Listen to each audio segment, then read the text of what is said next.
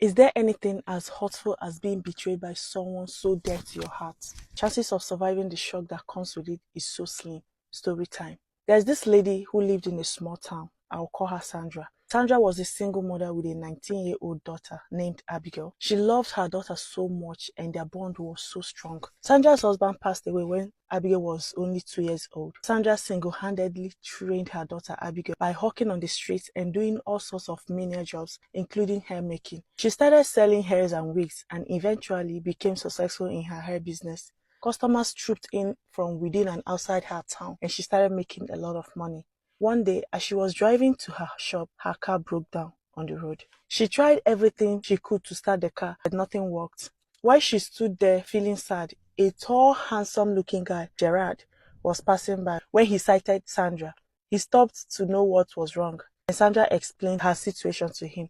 He offered to help and eventually fix the car. Sandra was very happy and grateful. She thanked him, they exchanged numbers and went their ways. Soon after, they began talking more often, and that was the beginning of their friendship. They began going out on dates and eventually fell in love. Gerard wasn't doing anything as at the time he met Sandra. The only job he had was to drive Sandra around and also helps in the shop. To show her appreciation, Sandra brought him a brand new car and also asked him to move in with her, which he gladly accepted. Abigail, on the other hand, was happy that finally her mother has found love. She supported their relationship and respected Gerard. Few months down the line, Sandra and Gerard got married. Their marriage was talk of the town. And of course, Sandra paid for everything. After the marriage, Sandra asked Gerard what he would like to do, that she will support him 100%. Gerard kept saying he would think about it and let her know. Every morning, Sandra would go to work while Gerard stays at home to cook, clean, do other house chores as the house husband before joining her at the shop. One day, as Gerard was getting ready to go to the shop after doing his chores as usual, he forgot to lock the bedroom door. Abigail walked in and saw him naked. She apologized and said she was looking for her mom's hairbrush, which Gerard gave her, and she left. Abigail couldn't stop thinking about Gerard's huge manhood, which she saw. She became so attracted to him. The next morning, Sandra had gone to her shop and Gerard was cooking in the kitchen. Abigail came into the kitchen wearing a very short body hug dress. She told Gerard she had come to help him in the kitchen. She purposely dropped a spoon in front of Gerard and then bent over to pick it, showing off her curvy body. Gerard became excited by what he saw and touched her waist. Abigail turned immediately and started kissing Gerard. They started kissing and caressing each other, then proceeded to the bedroom. This continued for months until one day Sandra came home unannounced and met her daughter and husband in bed. Part 2. Sandra was shocked. She refused to believe what she had seen. It felt as if her whole world had come crashing. How can two most important people in her life betray her like that? She cried and ran outside. Gerard chased after her, apologizing and asking for forgiveness. Of course, the devil is to be blamed.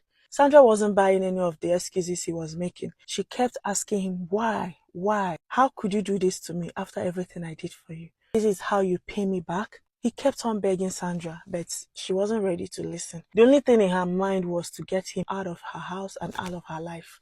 Abigail, on the other hand, stood by the hallway covered in shame, knowing that she had done the unspeakable. Gerard, knowing that he had lost everything, packed his things and left the house. Abigail tried to apologize to her mother, but Sandra wasn't ready to listen to her apologies either. Sandra felt so betrayed and hurt when she looked at her daughter Abigail and didn't know how to forgive her. Neither did she know how to move on.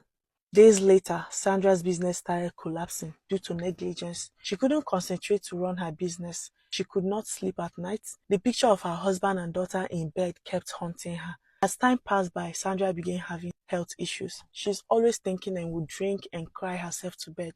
She was so stressed, depressed. She could neither sleep nor eat. One day, Sandra collapsed at her shop and was rushed to the hospital. When she woke up, the doctor told her that she had a heart attack and that she needs to rest and stop stressing herself. Physically, she doesn't stress, but emotionally, she was stressed because the image of her husband and daughter in bed kept haunting her. She couldn't move on. Few days later, Sandra's health gave in. She passed away in the hospital after suffering another heart attack and stroke. Abigail and Gerard were devastated. They both knew they had lost the woman they both loved forever and were filled with grief and guilt. Now they know how big the consequences of their actions were. Both Abigail and Gerard couldn't look at each other in the face. They know that their actions had led to Sandra's demise, and they both regret and blamed each other. After Sandra's funeral, Gerard and Abigail went their separate ways. Abigail channeled her energy into studying so hard and determined to lead a better life, while Gerard, on the other hand, fell into depression.